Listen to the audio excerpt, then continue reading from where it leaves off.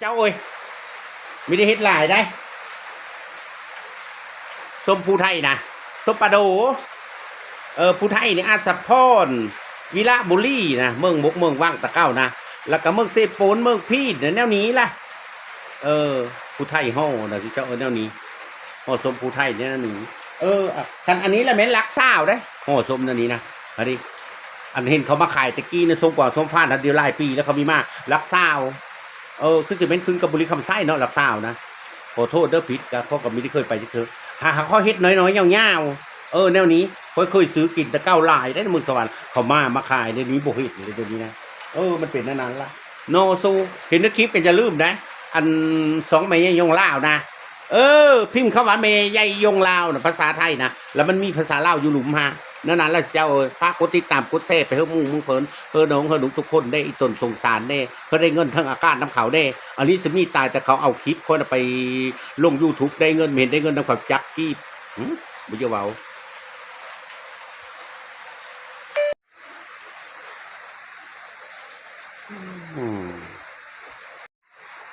เรียบร้อยส้มผู้ไทยได้เจ้าเรียบร้อยเฮ็ดเยิงเดียวเฮ็ดไม่ได้หลายฝนตกฟ้าลงขู่มือนี่กะคนกับไปเฮ็ดไทยเฮ็ดหน้าคนกับบริหลายได้ในตลาดนี่คือตะเก้าเจ้าเขาแล้วให้แล้วหน้ากับวุ่นวันแล้วนี่นะตลาดกันหนังหยะคือไปเลยนี่บ่เลิกกับบ่อนเพิ่นบ่เลิกกับบ่อนเพิ่นไปได้หยาดกันหนังแท้ตลาดกันนั่นนะเฮ็ดคลิปกันอย่าลืมอย่าพลาดได้ซื้อเจ้าอีต้นสงสารค่อยแน่ฝากกดไลค์กดแชร์กดติดตามแน่YouTube แม่ใหญ่ยงลาวนะแนวนั้นละสิเจ้าเอ้ยยังมี2เยิงหันเยิงที่3ยังบ่ได้เว้ายังมันทันได้เกิดเด้อโอเคขอบคุณมากๆครับพี่น้องไทยแลนด์แล้วก็ทางเมืองนอกเมืองนาทางอเมริกานะเจ้า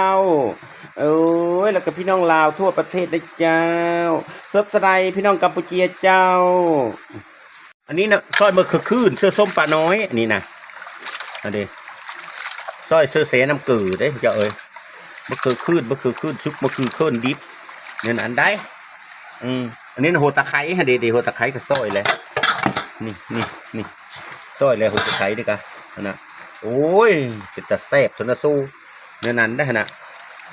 นี่มะเขือคืนก็อยู่เมืองลาวนะทราบว่าผักก็สนะสู้กำลังซอยมีทันเหลวโอเคติดตามทั้งคลิปเลยเจ้าตอนนี้เนี่ยกำลังทำส้มป่าจ้อมพอดีแล้วมืออื่นนะได้คืนหนึ่งเลยเด้มืออื่นมากระส้มละมืออื่นนี่นะต้องไปตัดแซ่บจะได้สูตรส้มป่าน้อยนี่เกิดมาละเห็นรู้ได้เห็นพอเห็นเมนะข้าเฮ็ดเธอกินนะเด้อ1ส้มป่าจ้อมส้มป่าน้อยนี่ราคาอ้อมลุโฮธรรมชาติในกลางหน้านะอ้อมหอยลาบเท่าอาหารลาวนะ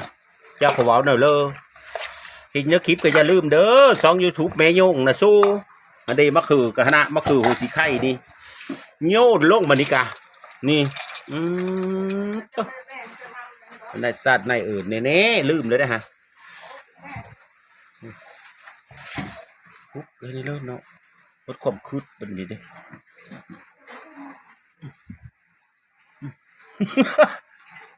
ใส่มือเดี๋ยวว่าโซเดี๋ยวนะสู้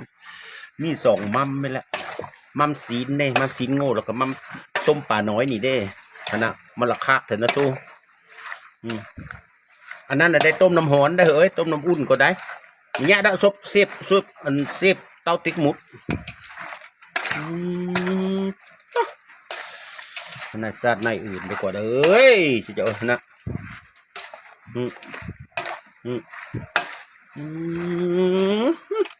เพื่อไปเยอะกับโค้งเหมือนเราสู้เฮ็ดกับเสน้ำเกลือเป็นคักมาคักเสเข้มเนอะแล้วก็ล้างมาดีนะล้างแล้วก็ปรุงไหมมันเป็นนานๆได้สิเอ้ย